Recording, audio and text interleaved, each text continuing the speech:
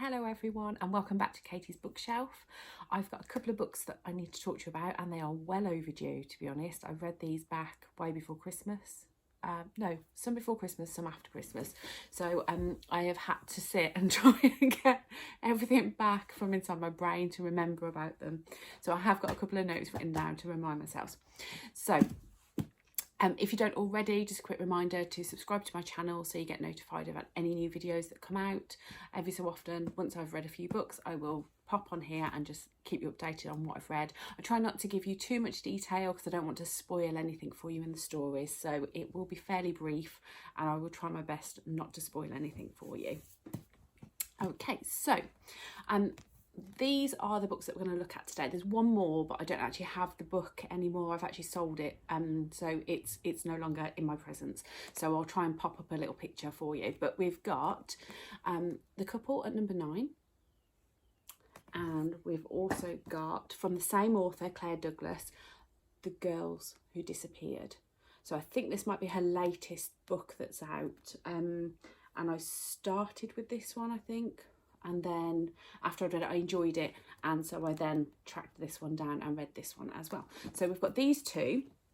And we've also got Verity by Colleen Hoover as well. So we've got that book, but that's the one that I no longer have in my person. So I'll try and insert a little picture for you somehow, if I can do the technology side of it. So I'll chat through those 3 books. Let me know in the comments if you've read any of those, if you've got any thoughts, or if you've read any other books from the authors, because these are the only books that I've read by these authors. So I haven't read anything else. So it'd be really good if you can give me any recommendations and let me know your thoughts. So we'll get started. Okay, I'm going to start with Verity. I'll do it in order of the books when I read them. So I've never read any Colleen Hoover books before. Now I do believe, and I don't know very much, so, you know, comment and correct me if I'm wrong, but I think Colleen Hoover normally writes like romance stories, and I think there's some really popular books out there, so romance.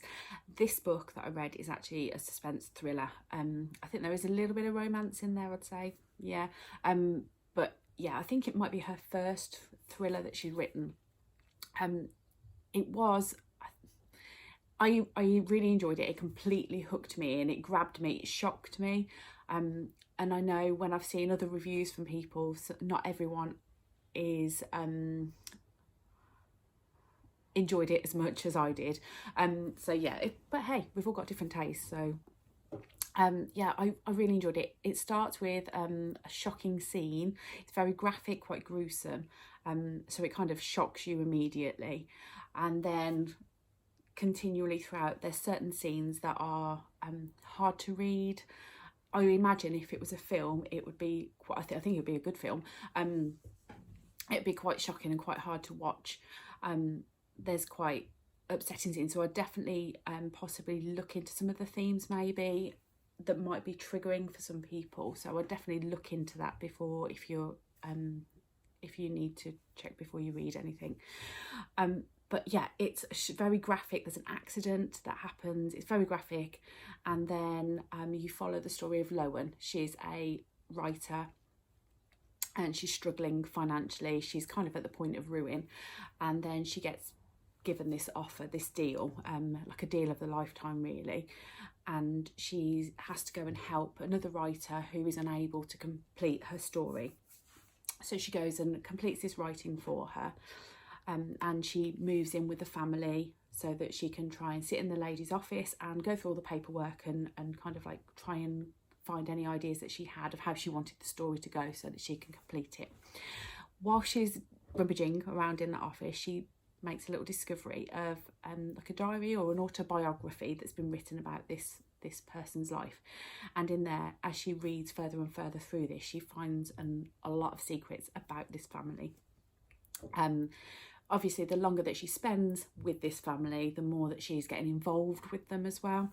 So yeah, so it's basically the twists and turns of that, and there are twists and turns in there, and there are points I'm sat there and I'm reading it, and stories don't do this to me often.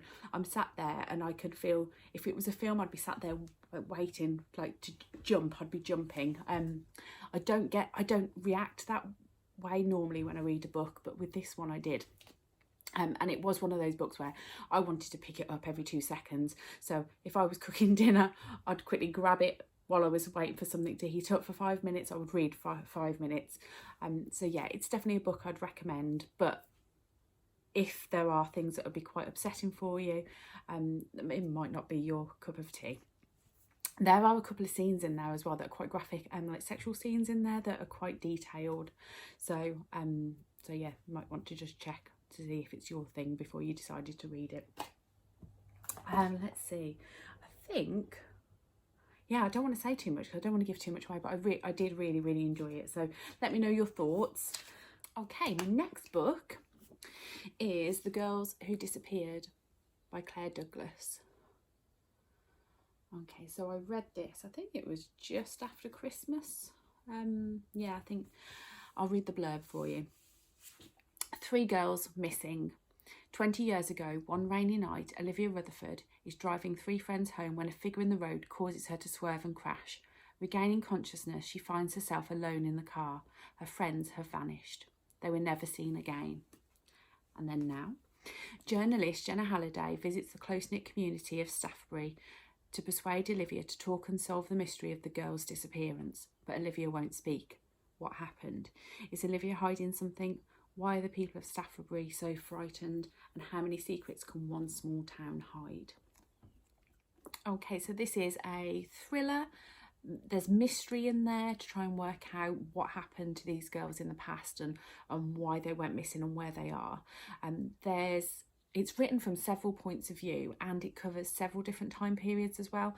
So at times if you find things like that tricky, it can be hard to keep up with the storyline. But once I was a couple of chapters in and starting to get to grips with the characters, it's fine. There was one time period that it did jump to that had me, it almost felt like it was completely random to what was going on, and it does completely make sense with what's happening.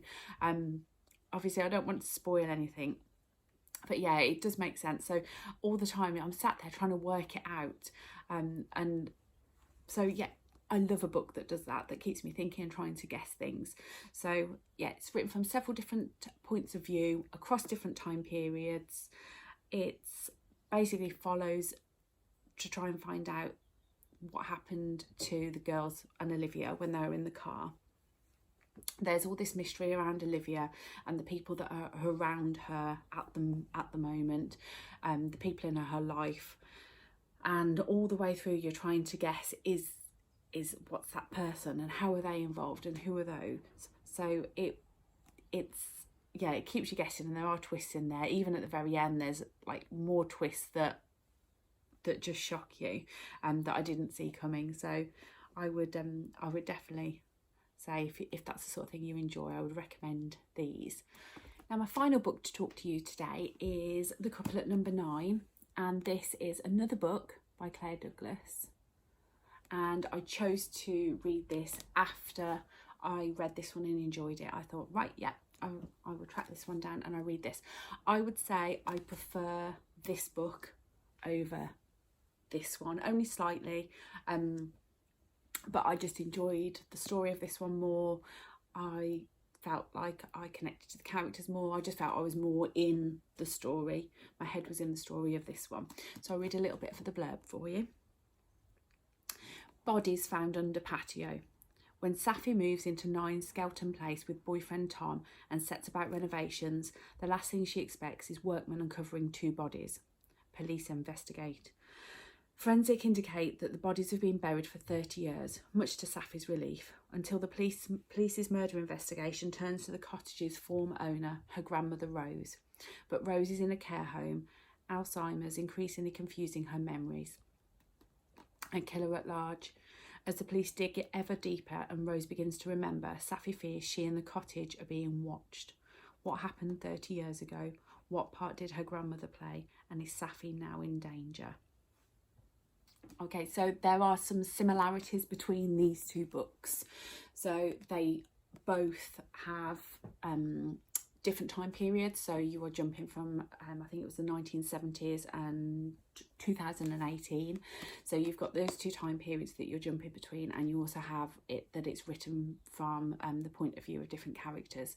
The three main characters in the story that I would say are Safi, the girl who moves into the bungalow, and then her mom Lorna, and then her mother Rose. So you've got the three generations, so it follows them really, and those are the main characters that you jump between really.